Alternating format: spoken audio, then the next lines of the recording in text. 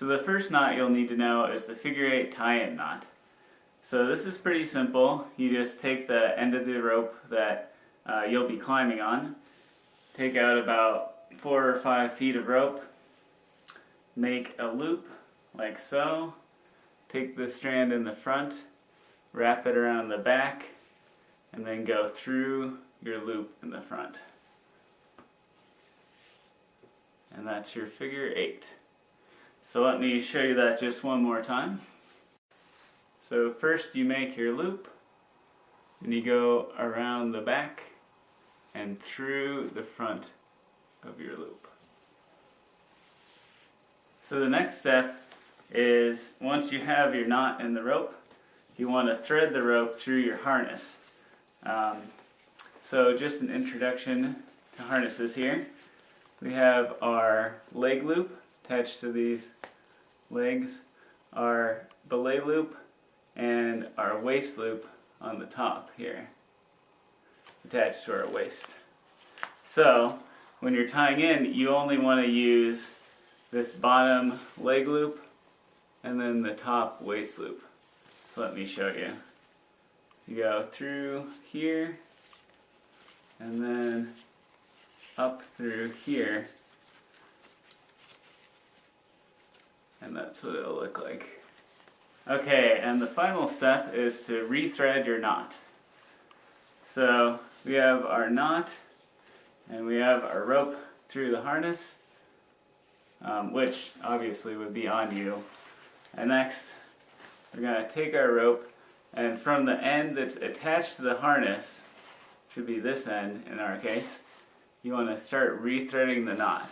This should give you a nice clear perspective on how to thread back through your knot.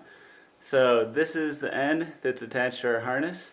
We're going to take the end that we threaded through the harness and we're going to follow back through the knot like this.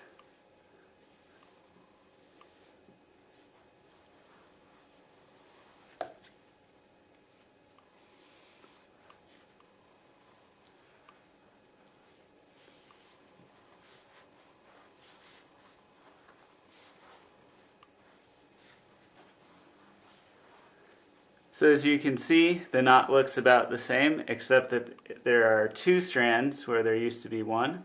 So basically it's just doubled up. And you want to make sure to tighten this by pulling on all 4 strands that are attached to the knot and making sure that your tail is long enough.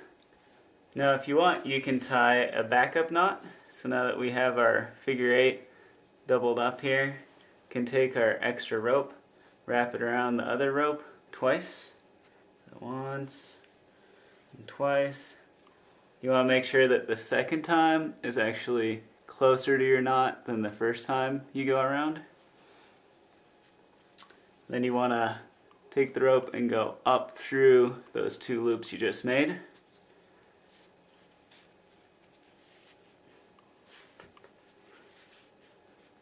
Make it nice and tight, and the final product should look like that.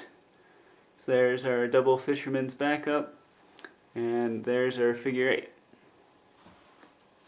So just as a reminder, simply watching a video about tying knots is not going to be sufficient instruction for tying them yourself in a safe and reliable way. You'll still want to have plenty of practice before you go out and tie them in a real climbing situation. And you'll want to double check your knots with an experienced climber. But I hope this gives you a good start in honing your knot tying skills.